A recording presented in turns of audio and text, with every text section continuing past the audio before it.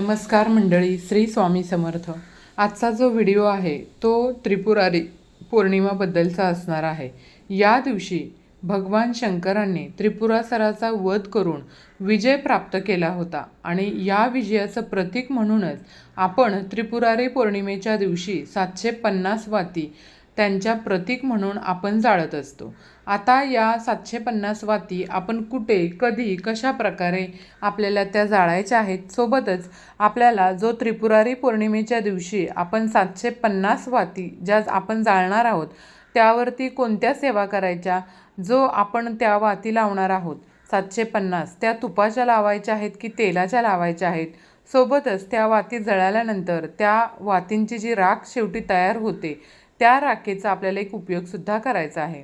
मुळातच ही संपूर्ण त्रिपुरारी पौर्णिमा हा जो दिवस आहे आपल्याला कसा साजरी करायचा, कुठल्या सेवा करायच्या, ही सगळी माहिती मी आजच्या व्हिडिओमध्ये तुम्हाला देणार आहे. तर सर्वप्रथम आपण जाणून घेऊया की पौर्णिमा तिथी कधी चालू होत आहे आणि कधी समाप्त होत आहे. तर येत्या 5 नोव्हेंबर बुधवार या दिवशी गुरु नानक जयंती, त्रिपुरारी पौर्णिमा, तुलसी विवाह समाप्ती आणि आपणास माहीत आहे की देव दिवाळीसुद्धा या दिवशी असते.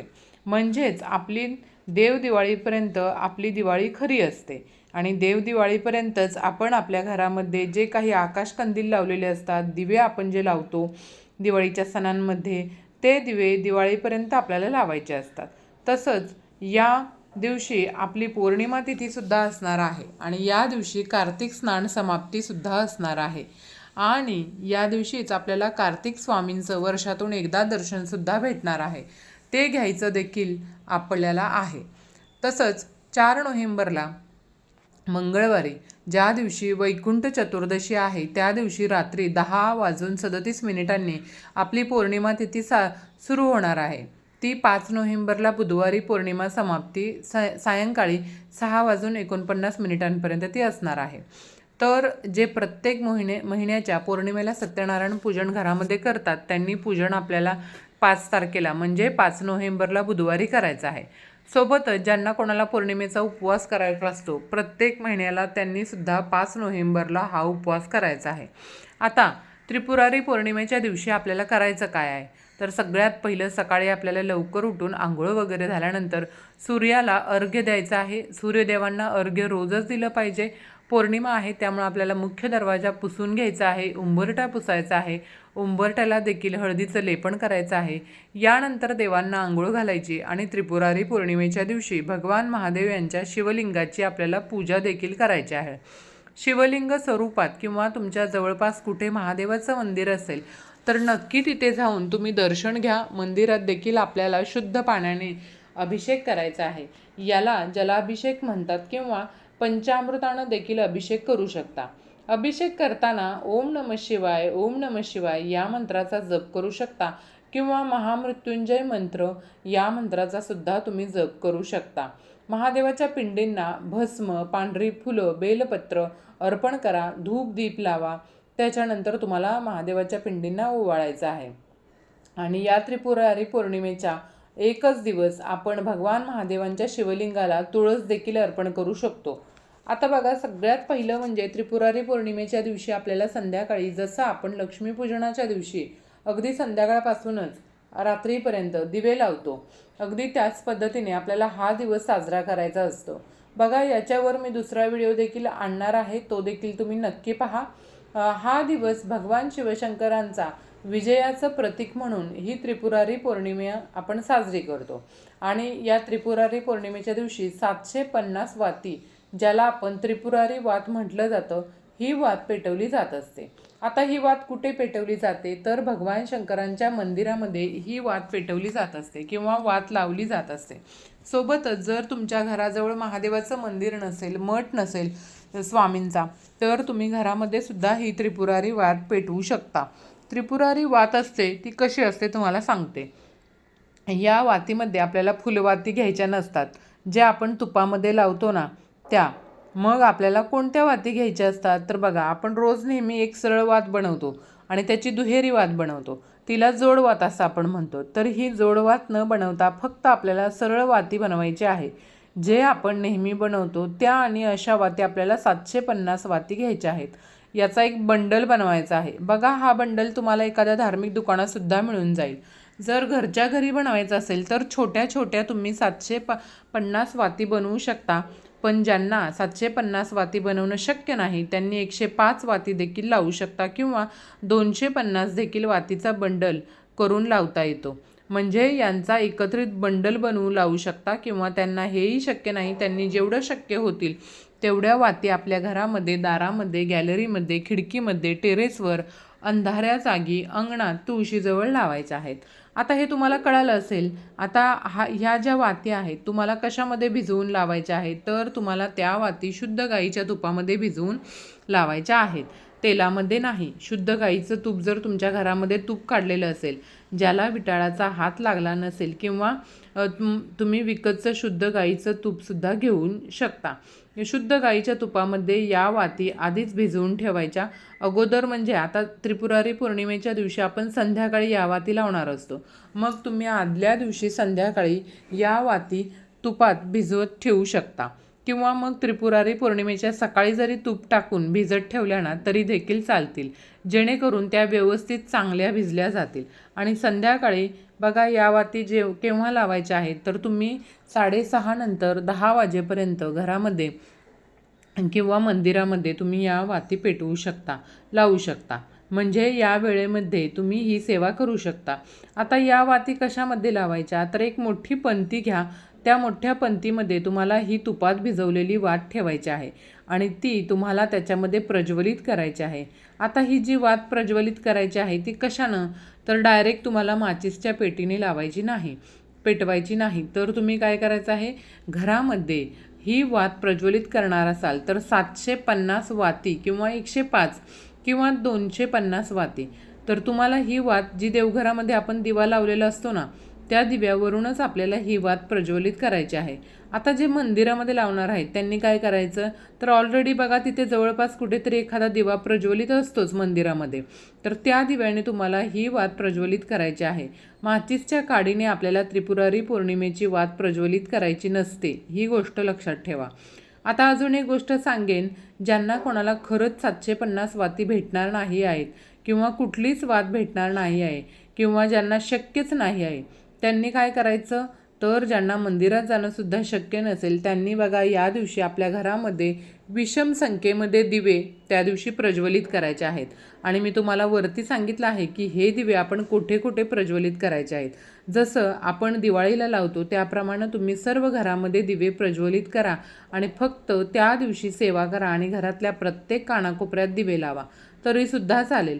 मंदिरामध्ये जाणार असाल तर मंदिरामध्ये सुद्धा तुम्ही विषम संख्येमध्ये दिवे घेऊन, सर्व काही तूप वगैरे घेऊन जा, सगळ्या वाती घेऊन जा सोबत. तिथे जाऊन तुम्ही ते विषम संख्येमध्ये दिवे प्रज्वलित करा. बघा, आपल्याला फक्त 750 वाती लावायच्या आहेत, पण वाती लावल्यानंतर आपल्याला तिथे बसून सेवा देखील करायची आहे. या दिवशी सेवेला जास्त महत्त्व द्यायचं आहे. नाहीतर आपण या वाती घेतल्या, 750 वाती घेतल्या, तुपात भिजवल्या, मोठ्या पंतीमध्ये त्या प्रज्वलित केल्या असं नाही. ही वात प्रज्वलित केल्यानंतर ती वात पूर्ण शांत होईपर्यंत आपल्याला त्याच्यावरती सेवा करायच्या आहेत. या दिवशी भगवान शंकरांना प्रसन्न करण्यासाठी, आपल्याला भरभरून आशीर्वाद प्राप्त करून घेण्यासाठी या दिवशी सेवा करायची आहे. जोपर्यंत वात प्रज्वलित आहे तोपर्यंत तुम्हाला सांगितल्याप्रमाणे ही सेवा करावी लागेल. आता त्याच्यावर सेवा कुठली करायची ते सांगते. सर्वप्रथम तुम्हाला काय करायचं आहे, जर तुमच्याकडे शिवलीलामृत पोथी असेल तर त्यातील 11वा अध्याय तुमच्याकडे असेल तर तुम्हाला तो पठण करायचा आहे. त्या दिवशी दिव्यासमोर बसून ही सर्वप्रथम सेवा करायची आहे. या दिवशी ती वात प्रज्वलित असताना तुम्हाला कालभैरव स्तोत्र एक वेळेस पठण करायचं आहे. ही झाली दुसरी सेवा. त्याच्यानंतर तिसरी सेवा ती म्हणजे काय, तुम्हाला बघा या दिवशी महामृत्युंजय मंत्राची एक माळ म्हणजे 108 वेळेला तुम्हाला हा महामृत्युंजय मंत्र पठण करायचा आहे.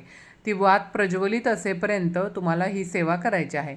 तर चौथी सेवा काय करायची आहे बघा, जर तुम्हाला या दिवशी शक्य असेल तर शिवस्तोत्र नामावलीचं सुद्धा पठण करायचं आहे.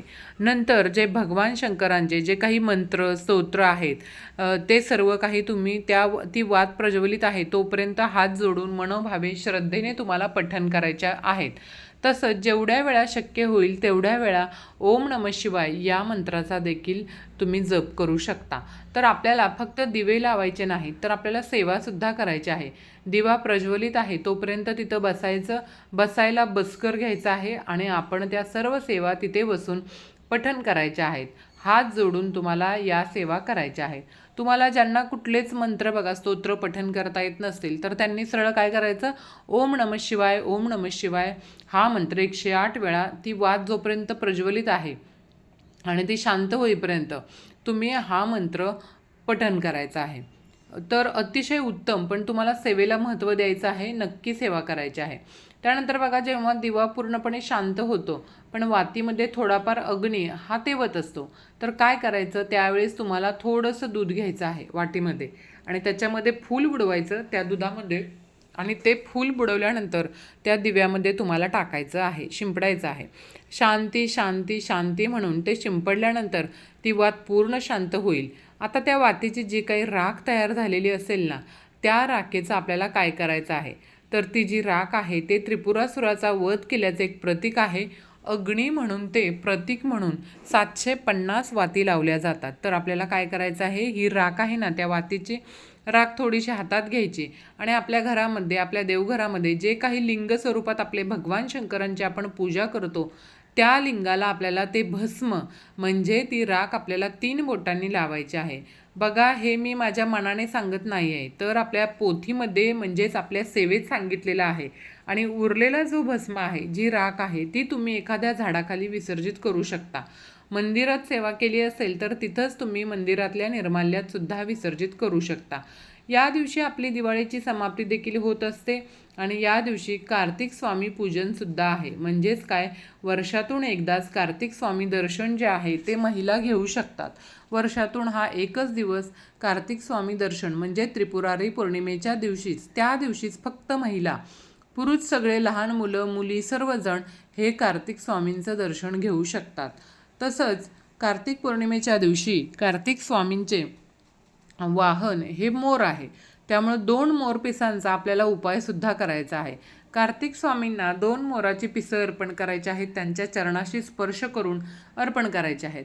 मनापासून कार्तिक स्वामींना आपल्याला प्रार्थना करायची आहे आणि त्यातलं एक मोरपीस जे आहे ते तिथंच व्हायचं आणि एक मोरपीस तुम्ही घरी घेऊन या, तुमच्या देवघरामध्ये किंवा तुमच्या तिजोरीमध्ये किंवा घराच्या दक्षिण भिंतीला मुलांच्या अभ्यासाच्या खोलीमध्ये लावायचं आहे. या गोष्टींमुळे खूप चांगला फायदा होतो. मुलांची त्यांच्या आयुष्यामध्ये त्यांची प्रगती होत असते. तर हे त्यामागचं कारण आहे. या पौर्णिमेच्या दिवशी तुम्हाला अजिबात तुळशीची पानं तोडायची नाही आहेत. त्यानंतर या दिवशी तुम्हाला ब्रह्मचर्याचं पालन करायचं आहे. यानंतर कार्तिक पौर्णिमेला तुम्हाला मांस, अंडी, कांदा, लसूण या कुठल्याही वस्तूंचं सेवन करायचं नाही. यानंतर या दिवशी घरामध्ये कोणत्याही प्रकारचं भांडण होऊ देऊ नका. असं केल्यामुळं माता लक्ष्मी नाराज होते. घरामध्ये शांततापूर्ण वातावरण ठेवण्याचा तुम्ही प्रयत्न करा. ज्येष्ठांचा आदर करावा. या दिवशी आपल्याला गरजूंना अन्नदान किंवा दानधर्म करायचा आहे. जर शक्य नसेल तर किमान मुक्या प्राण्यांना, कुत्र्याला आपल्याला या दिवशी काहीतरी बिस्किट म्हणा, चपाती म्हणा आवर्जून खायला घालायची आहे. दिवसा झोपू नका. तसंच या दिवशी जर तुम्ही दान केलं ना तर ते आपले पित्रसुद्धा आपल्यावर प्रसन्न होतात आणि दान हे अमुक एक दिवशी केलं पाहिजे. त्या दिवसाला तितकं महत्त्व असतं. तर असा हा त्रिपुरारी पौर्णिमेचा अतिशय महत्त्वाचा दिवस आहे. तुम्ही नक्की साजरे करा. सांगितल्याप्रमाणे सेवा करा, उपाय करा. 100% तुम्हाला त्याचा फायदा आयुष्यामध्ये होईल. तर ही अत्यंत महत्त्वाची माहिती मला तुमच्यापर्यंत पोहोचवायची होती. माहिती आवडली असेल तर व्हिडिओला एक लाईक करा, शेअर करा. आपल्या चॅनलवरती नवीन असाल तर चॅनलला सबस्क्राईब करा आणि व्हिडिओ शेवटपर्यंत पाहिल्याबद्दल अगदी मनापासून तुमचे आभारी आहे. धन्यवाद.